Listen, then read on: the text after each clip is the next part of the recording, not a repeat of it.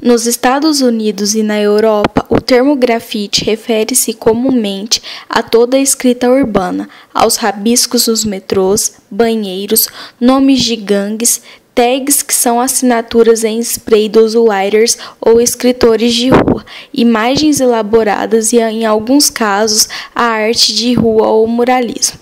No Brasil, no entanto, configurou-se uma diferença entre atividades de grafite e pichação, e alguns autores apontam essa distinção. Guitteri, 1999, Lara, 1996, Lodge, 2013, Ramos, 1994.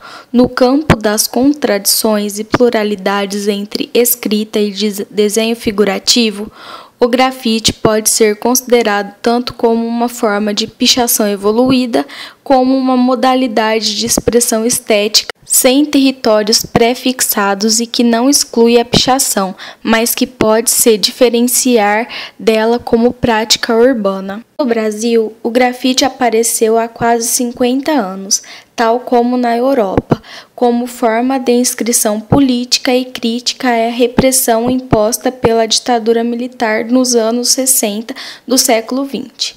Buscava com sua estética própria, por meio de fortes representações visuais urbanas, instruir novas liberdades democráticas e opinar sobre o sistema e sobre a realidade vivida. Constituía-se, então, um movimento de contracultura, invertendo e transgredindo os espaços oficiais da expansão artística, de diálogo e discussão no interior das cidades. O grafite se apresenta como uma forma de intervenção urbana e expressão estética recorrente em cidades do mundo inteiro. Objetivou-se a partir de uma entrevista com o grafiteiro da cidade de Araraquara e professor da Casa da Cultura João, mais conhecido como J. Aracê. Busquei investigar os sentidos atribuídos ao grafite e os percursos de vida que o levou à atividade do grafite urbano. Foi possível observar que grafitar para ele é permeado por sentidos que se diferencia dos já conhecidos, tentando passar uma mensagem de conscientização ambiental para a sociedade, e o índio simboliza esse contato puro entre o ser humano e a natureza, diz ele. Ainda que o grafite se apresenta como uma atividade de roubar um muro, resgatá-lo e entregá-lo com arte. Talvez questionar sobre quem seria o dono dos espaços da cidade e por que eles não poderiam pichá-los. Japão propõe que o grafiteiro como aquele que rouba os muros para transformá-los com arte, devolvendo para a comunidade um espaço revitalizado. Na idade entre 11 e 14 anos, quando estar em grupo e sair com os amigos se tornou necessidade imperativa e a cidade praticamente não oferecia opções de lazer ou entretenimento para a juventude das classes sociais desfavorecidas, é que as latinhas de spray ganharam vida, animando-se nas mãos desses jovens ansiosos por alguma espécie de diversão. Ele narra esse primeiro momento pelo conhecimento do grafite na escola, através de amigos que estavam começando a estudar esse vertente artística. No começo, era busca por divertimento coletivo e compartilhado pelo grupo de amigos do qual ele fazia parte. O estilo de grafitar usado por J. Aracê é o chamado freestyle, mesclando personagens com outras técnicas, como stencil, tipografia, colagem, entre outras. Não há um grau de dificuldade estipulado para ele, mas o mesmo diz que demorou muito tempo para adquirir essa técnica que tem hoje. Foram muitos anos de aperfeiçoamento e estudo diário. Na maioria de suas artes, podemos observar que é muito retratado os índios, e ele nos fala o seguinte: em meus trabalhos, busco transmitir uma mensagem de conscientização ambiental, na maioria das vezes utilizando o personagem indígena, mas costumo retratar outras etnias com a intenção de relembrarmos quais são as raízes culturais do Brasil, preservando-as.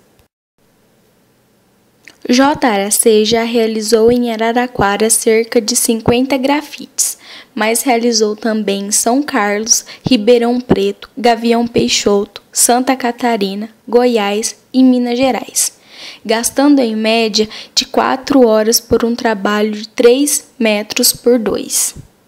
O costume de escrever nomes ou fazer desenhos em lugares e propriedades públicas é muito antigo e acompanha a história da humanidade. Na arqueologia, como se pode observar nas análises de Funari, 1999, sobre as inscrições pompeianas, utiliza-se o termo grafite para referir-se aos riscos, desenhos e sulcos nas paredes de pedra. Segundo Lara, 1996, aos poucos a pichação deixou de ser sinônimo de grafite e passou a cunhar um estilo próprio, espalhando-se por toda a cidade de São Paulo na década de 90. Novos grupos foram surgindo, usando a pichação como uma forma de identificação que diferenciava suas próprias inscrições das feitas por outros grupos. A partir da década de 90, o grafite e a pichação com suas letras desenhadas dispersaram-se por vários espaços da cidade e foram abertamente disseminados por movimentos como hip hop. Segundo Lara, 1996, aos poucos os grafite e a pichação foram saindo da certa clandestinidade e ganhando novos aspectos, geralmente jovens de camadas populares e assumindo novas configurações e outros códigos de linguagem. Nesta terceira geração do grafite, ou mesmo utilizando as referências do grafite iniciado por Valauri, mostra conteúdos diferentes e se profissionaliza cada vez mais com o acesso a novas tecnologias, utilizando vídeos, fotografias, filmes, entre outros recursos, para elaborar uma confecção diferenciada de grafite. Da ironia e ludicidade do grafite da década de 80, o grafite dos anos 90 valoriza a rapidez e facilidade das cópias, priorizando o aspecto ilustrativo, divergindo da proposta de Valauri nos anos anteriores. JAC acredita que por meio do grafite, da sua criação e objetivação dessa mesma criação em determinados espaços, é possível mostrar a realidade sofrida do mundo e de uma forma descontraída dizer às pessoas para acordarem para a vida antes que seja tarde demais. Afinal, o grafite é arte sim, e vejo como se fosse uma galeria de arte a céu aberto. É uma arte que não priva as pessoas.